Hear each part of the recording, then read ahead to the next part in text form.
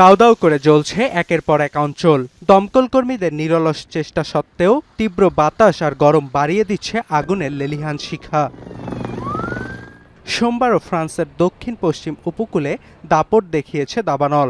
আগুন নিয়ন্ত্রণে দমকল কর্মীরা কাজ করলেও নতুন নতুন এলাকায় ছড়িয়ে পড়ছে দাবানল। এরই মধ্যে দাবানলের শঙ্কায় ফ্রান্সের অন্যতম প্রধান নগরী বোর্দো। সক্রিয় দাবানল শহরটি থেকে মাত্র 15 কিলোমিটার দূরে। এতে বোর্দোর বাসিন্দাদের মাঝে বাড়ছে উদ্বেগ উৎকণ্ঠা। Oui, ça fait un peu peur parce que bon, quand on voit à l'allure comment le feu se propage et quand on voit déjà en bordure de mer déjà tous les dégâts que ça peut causer. এদিকে সোমবার দাবানল নিয়ন্ত্রণে কাজ করা কর্মকর্তাদের সঙ্গে বৈঠকে বসেন ফরাসি প্রেসিডেন্ট ইমানুয়েল ম্যাক্রো। জানান লদ অঞ্চলে ছড়িয়ে পড়া আগুন নিয়ন্ত্রণে আসলেও জিরোন্দের সক্রিয় আরেকটি দাবানল তীব্র আকার ধারণ করেছে। দ্বিতীয় বিশ্বযুদ্ধের পর ফ্রান্স সবচেয়ে ভয়াবহ দাবানলের কবলে বলেও জানান macro. On a activé en parallèle de ça une cellule de suivi économique et donc sous l'autorité des ministres de l'économie et du commerce. Alors on va accompagner দাবানল নিয়ন্ত্রণে ফরাসি দমকল কর্মীদের সঙ্গে যোগ দিয়েছেন ইউরোপীয় ইউনিয়নভুক্ত দেশগুলোর ফায়ার ফাইটাররাও।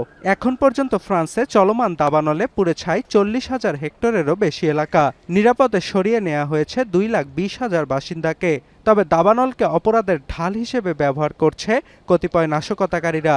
শুধু চলতি মাসে দেশটিতে ইচ্ছাকৃতভাবে আগুন লাগানোর অভিযোগে অন্তত 160 জনকে আটক করা হয়েছে। দাবানলে পড়ছে ইউরোপের আরেক দেশ স্পেন। ধোঁয়ার কুণ্ডলী ভেদ করে আগুন নিয়ন্ত্রণে লড়াই চালিয়ে যেতে হচ্ছে দমকল কর্মীদের। সোমবার স্পেনের স্বরাষ্ট্র মন্ত্রণালয় জানায়, নতুন করে মধ্য স্পেনের মাদ্রিদ, টোলেডো ও আভিলা অঞ্চলে দাবানল ছড়িয়ে পড়ায় অন্তত 63,000 বাসিন্দাকে নিরাপদ স্থানে সরিয়ে নেওয়া হয়েছে। 3টি অঞ্চলে কৃষি যন্ত্রপাতি দিয়ে ফসল কাটার কাজও সাময়িকভাবে স্থগিত করেছে কর্তৃপক্ষ। ভয়াবহ দাবানলের জন্য জলবায়ু পরিবর্তনকে দায়ী করছেন স্পেনের প্রধানমন্ত্রী Pedro Sanchez. Un aumento de temperaturas como la EMET ya empieza a adelantarnos para esta semana, una nueva ola de calor. Sí me gustaría pedir a los ciudadanos y ciudadanas que extremen la precaución.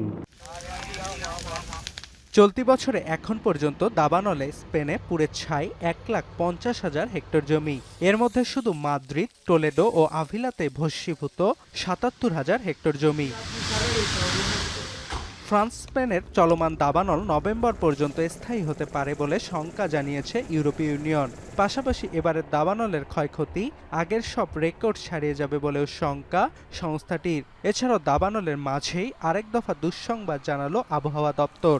চলতি সপ্তাহে আরেকটি হিটওয়েভের সাক্ষী হতে পারে France Spain, যা সক্রিয় দাবানল পরিস্থিতিকে আরও ভয়াবহ রূপ দিতে পারে বলে শঙ্কা বিশেষজ্ঞদের। অর্ণব প্রসাদ, এখন বিশ্ব।